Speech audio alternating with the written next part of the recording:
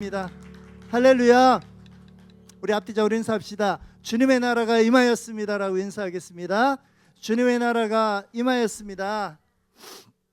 우리 하나님 말씀 함께 봉독하도록 하겠습니다. 베드로전서 2장 9절 말씀입니다. 같이 읽겠습니다. 그러나 너희는 여기 없나요? 네, 자 시작. 그러나 너희는 택하신 족속이요 왕 같은 제사장들이요 거룩한 나라요 그의 소유가 된 백성이니 이는 너희를 어두운 데서 불러내어 그의 기이한 빛에 들어가게 하신 이에 아름다운 덕을 선포하게 하려 하심이라. 아멘. 사랑하는 여러분, 이제 4주 동안 고생하셨습니다. 이제 우리가 첫 번째 달에는 정말 하나님의 은혜에 대해서 얘기를 나눴습니다. 정말 하나님의 기름 부으심에 대해서 얘기 나누면서 이렇게 갈 거예요. 그레이스예요. 우리가 이제 3G로 갈 거거든요.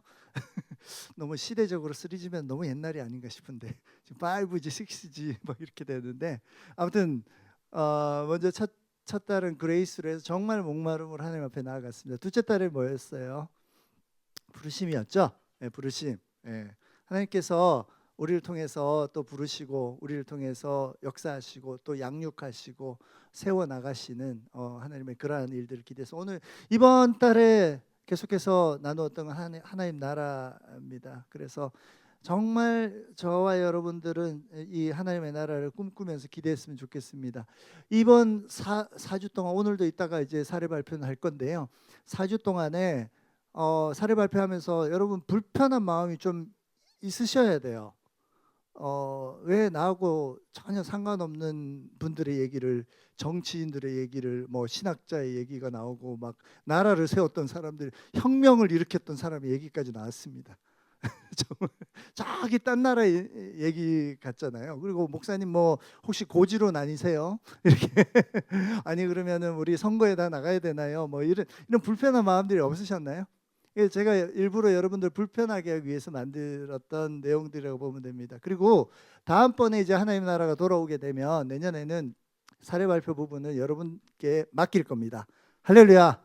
예, 기대하십시오. 예, 여러분들 PPT도 더 멋지게 제가 이제 90년대 디자인 스타일로 만들어서 죄송합니다. 그래서 2020년대 디자인 스타일로 만들어 주시고 그리고 여러분들이 좀 더 살을 붙이셔도 되고 간증도 넣으셔도 됩니다. 여러분들이 발표할 거예요. 그래서 이제 한 텀 정도 더 4주 정도 더 하면 아마 하나님 나라에 대한 내용들은 어느 정도 역사적으로 다 사례 발표가 될 것 같습니다. 그래서 조금 불편하셔야 돼요. 근데 왜냐하면은 지금 우리 한국 교회와 대부분의 교회들 가운데 지금 뭐 이렇게 선교지 교회들은 조금 다릅니다. 뭐 거기는 뭐 대통령 지금 준비하시는 분도 계세요. 저희 이제 연결된 곳들에는. 그래서 이제 여러분 왜냐하면은 이제 이 한국 교회 가운데는 지금 문제가 하나님 나라를 교회 안에만 너무나도 국한시키고 있어요.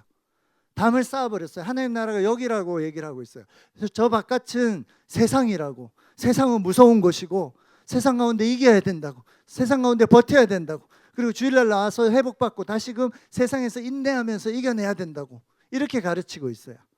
그래서 이제 우리가 세상 가운데 우리는 살아갈 수밖에 없는 존재들이잖아요.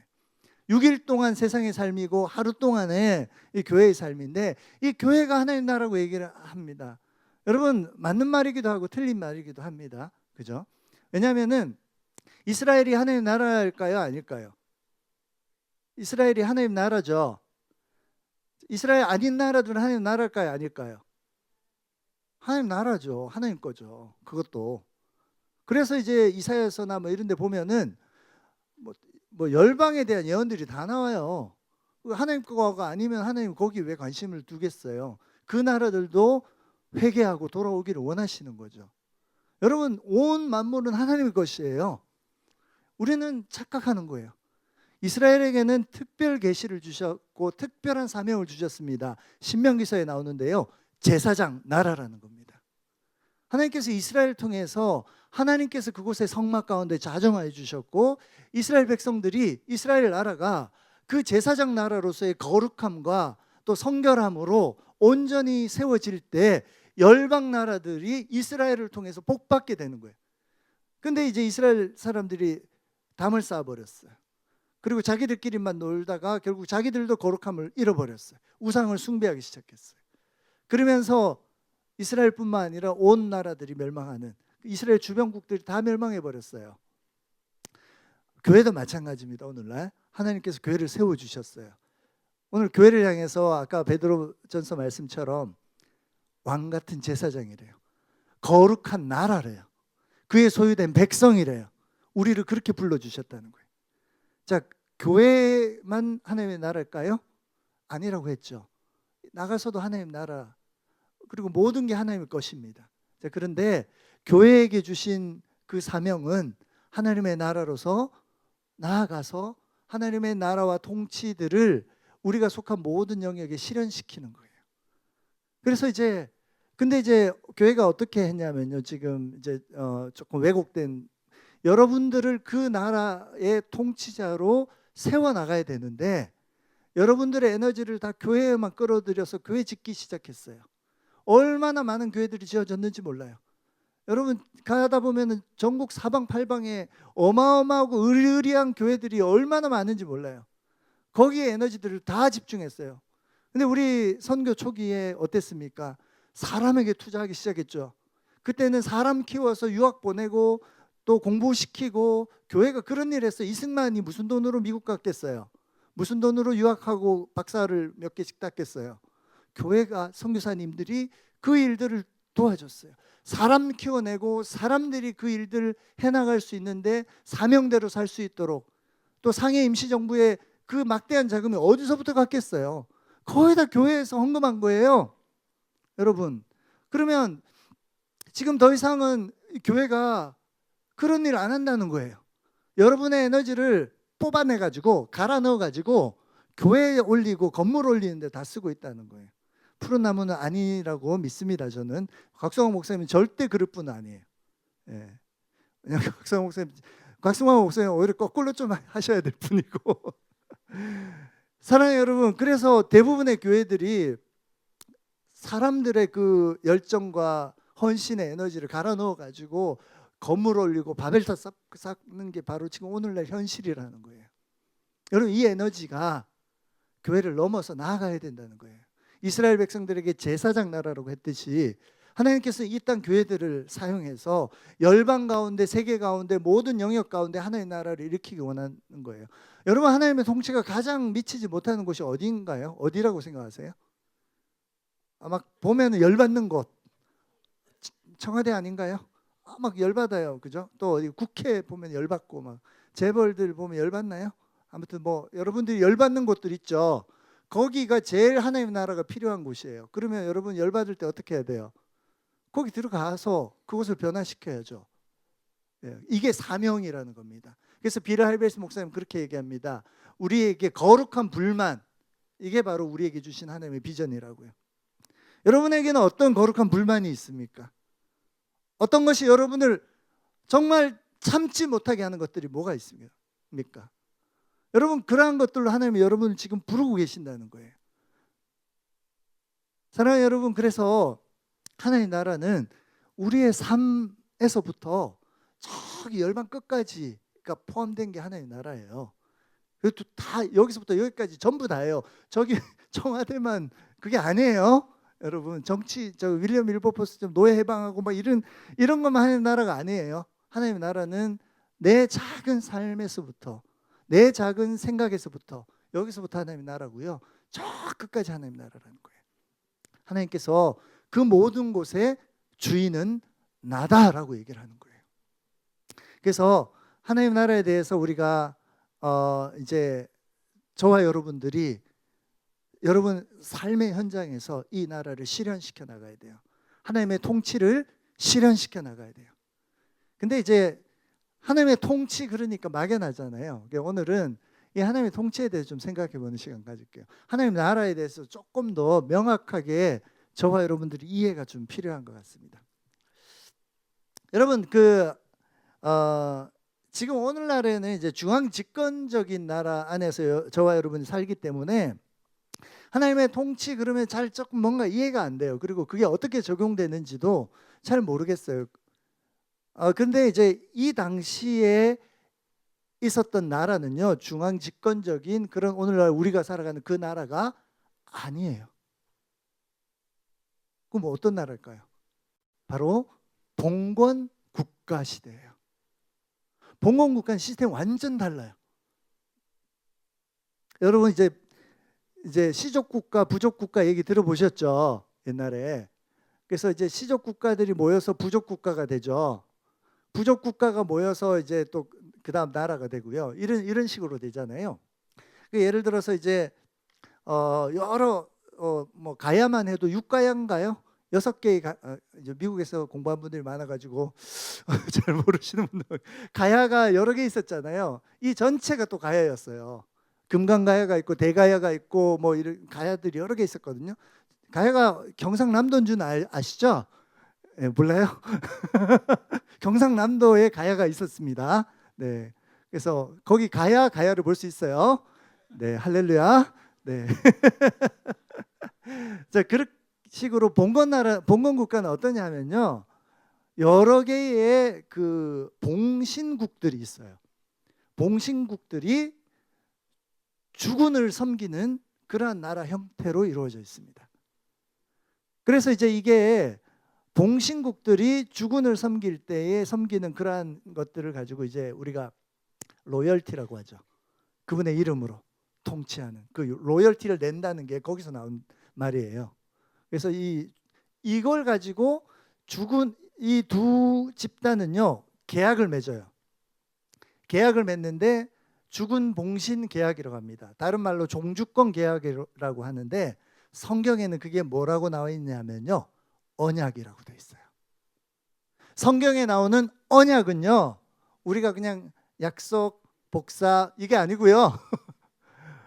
성경에 나오는 언약은 주군 봉신 계약을 이야기합니다.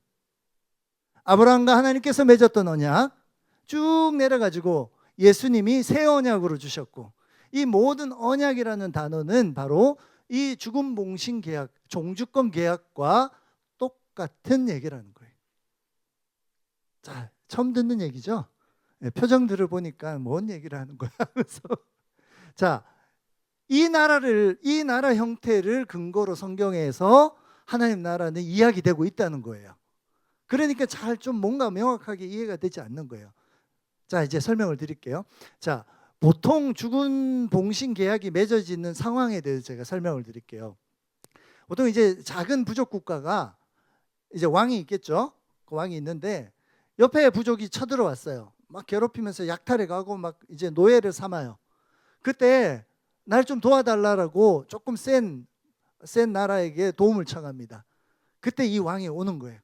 군사를 몰고 와서 이 대적을 격퇴시켜줘요. 그리고 우리에게 자유를 줬어요.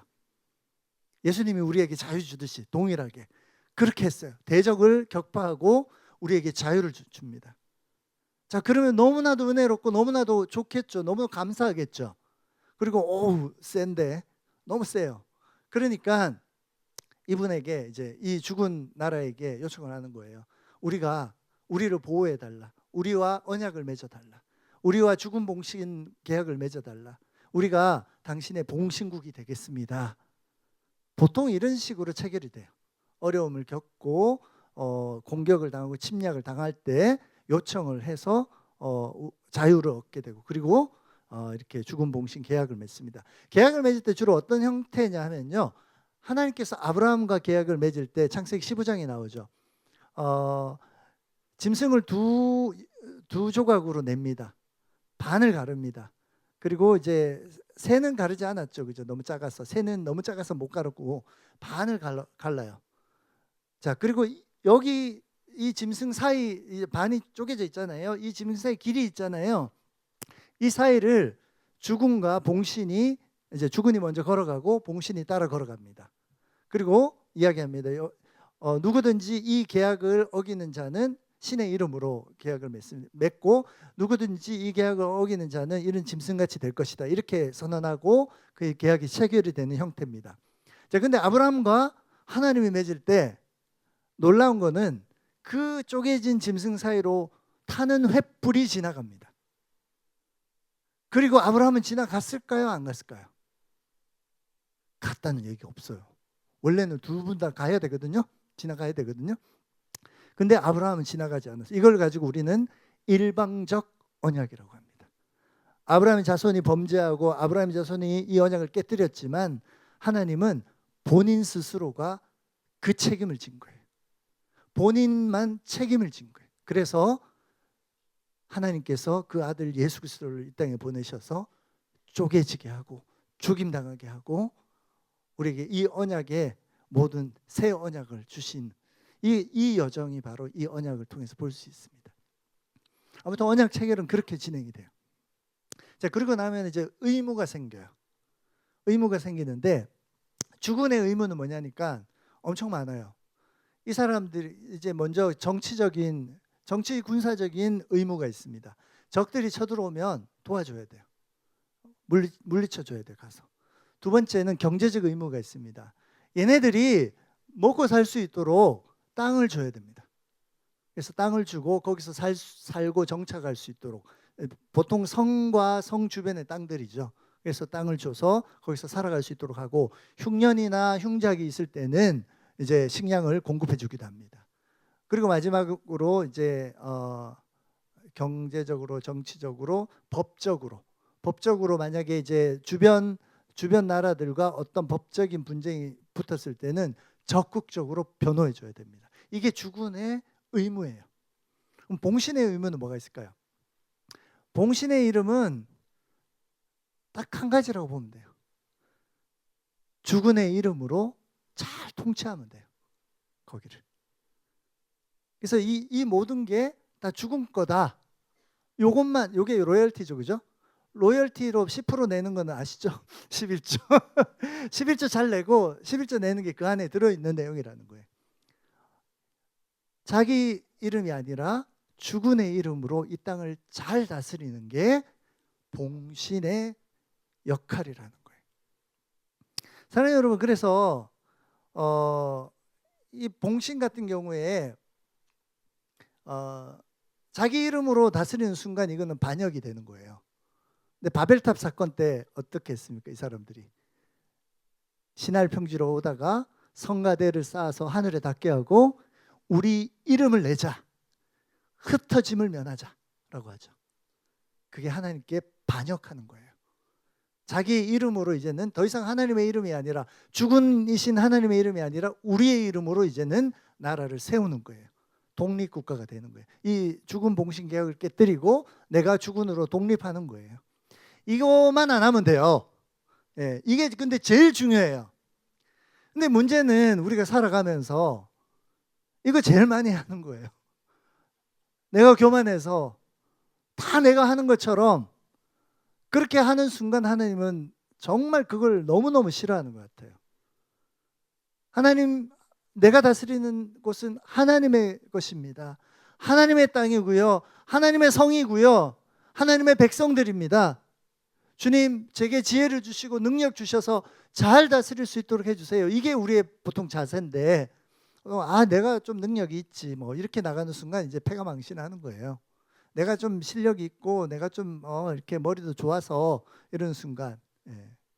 사랑하는 여러분, 그래서 이제 이 주기도문에 보면은 주기도문이 철저하게 하나님 나라의 기도거든요. 하나님 나라, 그래서 이제 처음에 하늘에 계신 우리 아버지 이름부터 얘기하죠.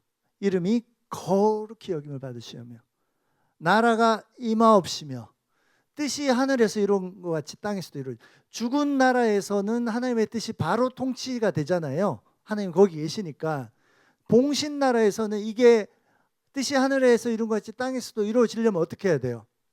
봉신이 이루어내야 되는 거예요. 하나님의 뜻을 깨달아 봉신이 통치해야 되는 거예요. 주기도문은 그렇게 돼 있어요. 그래서 우리가 우리의 고백 속에서는 뜻이 하늘에서 이룬 것처럼 땅에서 이루어지리라 하면 막 하나님의 뜻이 막 쫙 내려와 가지고 막 여기가 막 바뀌고, 여러분 그런 기적들이 일어나면 좋겠죠. 뭐 그렇게 하시는 분도 뭐 있으리라 믿습니다만은 대부분 아니더라고요. 보니까 하나님은 철저하게 주의 백성들을 통해서 그 땅을 통치하신다는 거예요.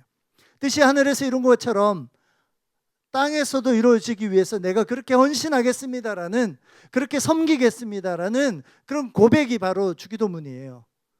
그리고 세 가지의 청원과 세 가지의 기도가 있습니다. 그게 뭐 왜 일용할 양식까지 기도하지 막 이러는데, 그게 바로 이제 아까 얘기했던 정치적인 보호와 경제적인 보호와 법적 보호에 대한 내용입니다. 세 가지가. 그래서 다음에 주기도문, 지금 스포일 너무 많이 해가지고 다음에 설교를 못할 것 같은데, 아무튼 다음에 주기도문은 하도록 하겠습니다. 자, 그렇게 해서 주기도문 자체에 그게 녹아져 내려 있어요.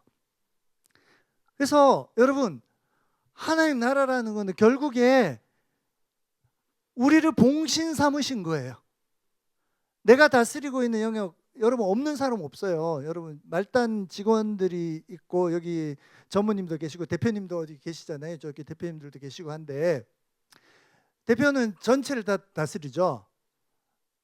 이제 막내 직원들은 어때요? 다스리는 범위가 되게 작죠. 아레날이라고 하죠. 그죠? 아레날 자체가 되게 작잖아요. 근데 직급이 올라가면서 점점 커지죠. 이게 통치의 범위라는 거예요. 처음에 결혼하면은 이제 부모님 아래에서 살 때는 내가 다스릴 수 있는 영역이 적어요. 그런데 내가 독립해서 결혼을 하고 점점 내 삶과 내 가정들이 넓혀져 가면서 내가 만나는 사람들이 많아지면서 내가 통치할 수 있는 영역들이 넓혀져 갑니다. 하나님께서 우리에게 그 땅을 주신 거예요. 우리에게 사명으로 주신 거예요. 이거 무시하고 저쪽에 가서만 하겠다 이렇게 하라고 하시진 않아요. 잘. 우리에게 주신 이 땅 가운데 우리는 하나님의 통치를 실현시키고요. 잘 실현시켰을 때 그게 더 넓어져요. 그럼 더 다음으로 가는 거예요. 여러분, 아브라함 카이퍼가 목사님이었거든요. 재작년에 저희가 아브라함 카이퍼 투어를 했어요. 네덜란드 가가지고 독일에 가서 이제 마틴 루어, 저는 독일 전체가 마틴 루어 루터 그 유적지로 되어 있는지 몰랐어요. 그걸로 먹고 살더만요. 우리나라에 그런 분이 한 분 계셨어야 되는데. 근데 네덜란드 가니까 이제 아브라함 카이퍼는 유적이 거의 없어요. 자유대학도 가니까 동상 하나 있는데, 너 지나간 학생아, 너 이 사람 누군지 아니? 하니까 몰라. 누군지 몰라요. 이미 다 잊어버렸어요. 아브라함 카이퍼 교회를 갔는데 그냥 지역에 그냥 조그마한 교회예요. 조그마한 교회고 그냥 예배당도 정말 좀 시골스럽고 막 이래요. 근데 아담하고 그래요. 좋아요. 근데 거기 그냥 목사님이에요. 목사님인데 정말 하나님께 기도하면서 시작한 거예요. 뭔가 세상을 하나님 주신 사명 가지고, 그래가지고 신문사 차려가지고 신문 막 발간하고 학교 차려가지고 또 신학생들 막 배출하고 또 종교개혁 사상을, 그때 당시 막 자유주의가 너무 창궐하니까 막 그렇게 한 거예요. 그러다 보니까 이제 그 다음 단계로 가려니 결국에는 이 정치권이 안 바뀌면 안 되겠다 싶어서 정당을 만든 거예요. 정당 만들어서 이 사람들 교육시키고 또 정당의 그런 정치 방향들을 삼아서 그 다음으로 나아간 거예요. 그러다 보니까 수상까지 된 거예요. 왕이 수상으로 임명해 준 거예요. 사랑하는 여러분, 점점 늘어나는 거예요. 이렇게 넓혀지는 거예요. 여러분, 우리가 일생 동안 하나님께서 주신 영역 안에서 우리에게 주신 땅들을 봉신이 되어서 정말 잘 통치해 나가는 거, 이게 바로 하나님의 나라라는 겁니다. 할렐루야. 근데 여기서 가장 중요한 게 하나가 있어요. 죽음과 봉신 사이에는 끈끈한 감정이 있어요. 이 감정이 없어지면은 죽음과 봉신의 관계는 끝납니다. 이 관계 안에 있는 이 정서, 이 감정적인 정서를 가지고 어떤 정서가 있냐면요, 죽은 봉신에게 신실해야 돼요. 그리고 신뢰받을 만해야 돼요. 성실해야 돼요. 그리고 자비로워야 돼요. 인애로워야 돼요. 은혜를 줘야 돼요. 이게 죽은이 봉신에게 주는 그런 감정적인 정서예요. 그럼 봉신은 죽은에게 어떤 감정적인 정서가 있을까요? 죽은에게 충성하는 거예요. 그분을 믿는 거예요. 신뢰하는 거예요. 성실하게 봉사하는 거예요. 그리고 그분에게 마음과 뜻을 다해서 사랑하는 거예요. 이런 정서가 내려오는 게 있고 올라가는 게 있어요. 근데 이 모든, 지금 되게 제가 단어 많이 얘기했죠. 이 모든 단어들을 하나로 표현하는 단어가 있어요. 그게 바로 헤세드라는 단어예요. 여러분, 그래서 헤세드는 번역하기 참 거시기 해요. 은혜도 되고 충성도 되고요, 믿음도 되고 사랑도 되고 별의별 단어가 있는데, 그냥 쉽게 이야기하면 죽음과 봉신 사이에 있는 이 감정적인 그런 정서라고 보시면 됩니다. 뭐 간단하게 얘기하면 그냥 은혜겠죠. 은혜 때문에 우리가 그분께 충성하고 그분을 신뢰하게 되고 그분은 우리를 사랑해 주시고 막 이렇게 주고받고 하는 거예요. 이렇게. 사랑해요. 여러분, 이게 제일 중요해요. 사랑해요. 여러분, 하나님의 나라가 온전히 이루어지기를 원하십니까? 여러분, 이 헤세드 안에 거하십시오. 그분이 내게 무엇을 주셨는지, 어떤 은혜를 주셨는지, 그분이 나를 어떻게 만나고 있고 어떻게 보호하고 있고 어떻게 함께하고 있는지, 이 헤세드 안에 거할 때만이 우리는 그분과 함께 이 나라들을, 그분의 통치를 실현해 나갈 수 있습니다. 사랑해요. 여러분, 오늘 하나님의 나라는 이러한 거예요. 여러분, 겨자씨만큼 작게, 지금은 너무나도 안 보여요. 하나님의 통치가 안 보여요. 너무나도 작아요. 그러나 여러분, 이 하나님의 통치를 소망하십시오. 기뻐하십시오. 그리고 이것을 위해서 정말 하나님 앞에 나아가서 그 헤세드의 마음으로 날마다 나아가시면 겨자씨만한 게 점점점 자라는 거예요. 윌리엄 윌버포스가 150번이나 토론을 했어요. 그 정도면 그냥 손들어야 되지 않나요? 안 되는 거 아닌가요? 그 수많은 국가 재정의 수많은, 우리 반도체 포기하라는 거하고 똑같아요. 어떻게 포기해요? 그거를, 노예무역을. 국가 재정이 어마어마한 건데 그거 될 수 없는 일이에요. 말도 안 되는 일이에요. 그런데 결국에 겨자씨를 심은 거예요. 나중에 어떻게 됐어요? 죽기 2개월 전에 통과됐어요. 이야, 정말 대단하신 것 같아요. 여러분, 하나님의 나라는 이런 거예요. 그분이 어떤 영광을 받았나요? 그분은 모든 재산까지도 사회 다 환원해. 유일하게, 지금 얘기했던 분들 중에 유일하게 가장 부자였습니다. 그 엄청나게 그 부자였는데 자기의 재산을 다 이제 꼬라박는다 그렇죠. 꼬라박아서 노예무역과 싸워냈고 마지막에는 그런 가난하고 힘든 사람을 위해서 재산을 다 헌납하고 주님 품으로 갔습니다. 사랑해요. 여러분, 작은 겨자씨부터 시작하는 거예요. 이 헤세드로부터 시작하는 거예요. 그 마음으로 우리가 다시 이제 다음 달에는 다음 달 이제 3달씩 이제 돌아갈 거예요. 3달씩 돌아가는데 이제 돌아가는 거예요. 사랑해요. 여러분, 우리가 이 헤세드 마음을 품었으면 좋겠습니다. 마지막으로 우리 같이 오늘은 평양대붕운동 같이 보겠습니다. 네. PPT, 평양대붕운동 다음 넘어가 주시고요. 토마스 선교사님, 여러분 순교 사건 아시죠? 셔먼호 사건. 외국에서 공부한 사람들을 위해서 조금 제가 설명을 드리면, 미국 군함이 와서 대동강 모래톱에 걸립니다. 그래가지고 이제 이래가지고 했는데 평양 군민들이 일어나서 저기 불태워버리고 다 죽여버립니다. 이게 어마어마한 사건이었어요. 근데 저기에 영국 선교사님 타고 계셨어요. 토마스 선교사님이라고. 그래서 지금 이제 영국 선교사님인데 이분이, 우리는 저렇게 그냥 왔다가 그냥 돌아가신 줄 알았어요. 아무것도 못했거든요. 복음 전도 못했어요. 그냥 아까운 목숨 하나 잃었구나. 아유, 선교도 못하고 너무 안 됐다. 뭐 이렇게 보고 있는데 알고 보니까 한자 성경을 한 70권 가지고 왔대요. 다 나눠준 거예요. 돌아가시기 전까지. 이분의 교회는, 그 영국 교회는 아직까지도 한국을 위해서 중보하면서 기도하고 있다고 합니다.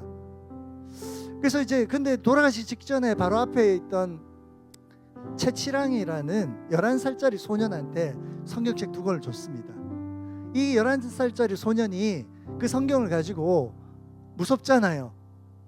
그래가지고 이걸 가지고 이 친구가 여관에서 이제 종업원을 하고 있었거든요. 그래서 여관 주인한테 줬어요. 박영식이라는 분한테 줬는데, 아유, 뭔 말인지도 모르겠고 이분이 읽다가 보니까 그래가지고 종이가 너무 좋은 거야. 그리고 방에다가 도배를 다 했어요. 이렇게 도배를 해놓고 이렇게 있었는데, 나중에 평양에 처음으로 오게 된 선교사님이 그 여관에 오게 됐어요. 근데 뭐가 붙어 있는데 보니까 성경이야. 여관 주인에게 물어봤어요. 그 채치랑이가 나이가 들어서 여관 주인이 된 거예요. 자기가 받았던 걸 기억하잖아요. 그래서 얘기를 해줍니다. 이런 일이 있었고, 그제서야 그 선교사님이 이게 토마스 선교사님이 마지막으로 남기셨던 그 성경이구나 하는 걸 알게 됩니다. 사랑하는 여러분, 그러고 나서 거기서 예배가 시작이 됐어요.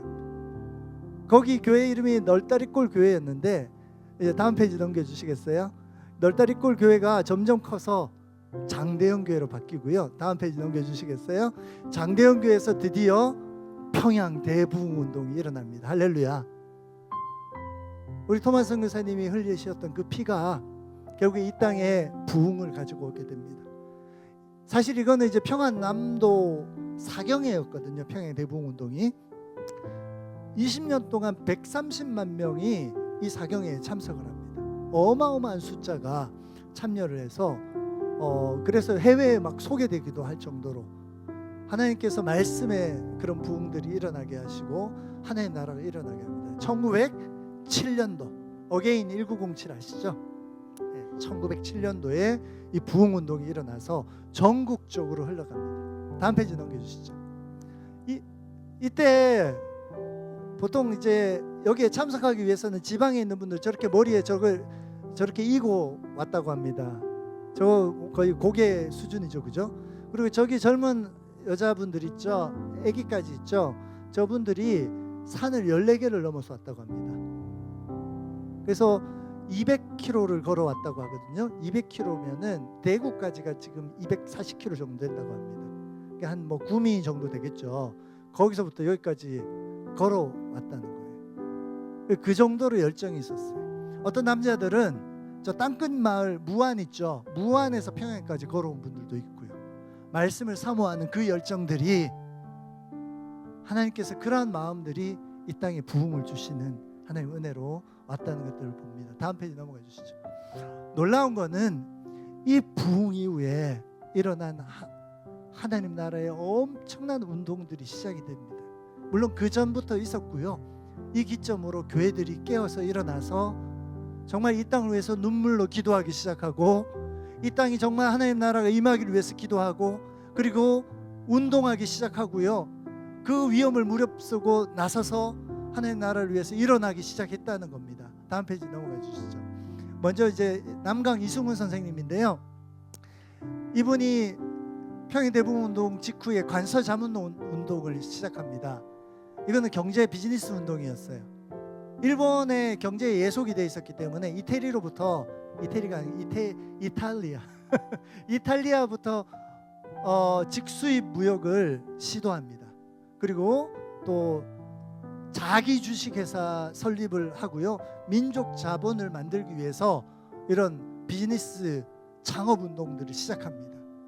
그리고 이제 기독교 상인들이 힘을 합쳐가지고 봉기를 하기 시작하고 그리고 이런 토착 자본들을 일으키는 비즈니스 운동들을 펼칩니다.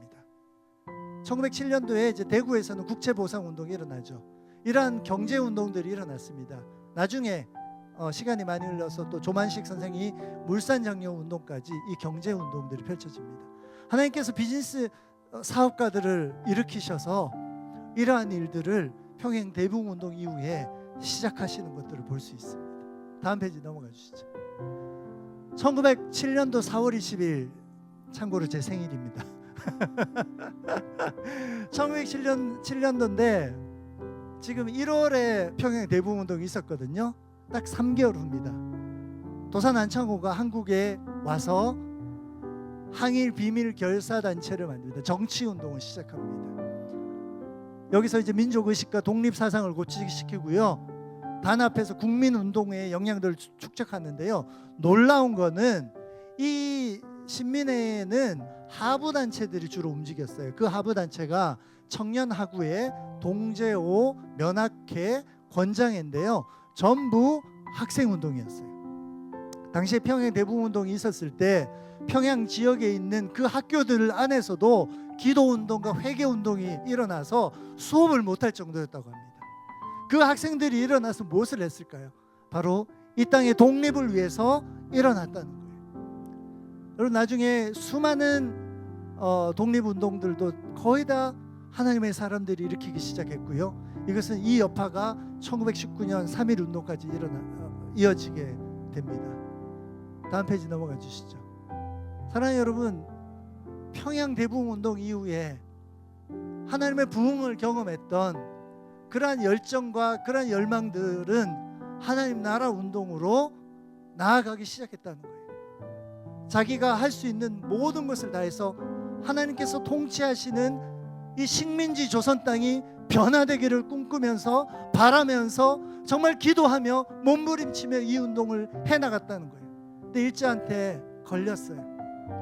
그래서 일제가 백오인 사건, 시험에 다 나오는 건데 고개를 끄덕이지가 않아요. 백오인 사건으로 철퇴를 가해버렸습니다. 평안도 개신교 신자들 600명을 검거해버립니다. 그 당시 크리스찬 숫자로 따지면 거의 지도자들 모두를 다 잡아갔다고 보시면 돼요. 교회 지도자 모두를 다 잡아간 거예요. 신민의 운동 때문에 가장 큰 이슈였고요. 그래서 128명을 기소하고 결국에는 105명이 유죄 판결을 받게 됩니다. 사랑하는 여러분, 이러한 고난을 받고 결국에는 지하로 숨어들고 이제 어려움을 당하고 감옥 생활을 하기 시작합니다. 다음 페이지 넘어가 주시죠.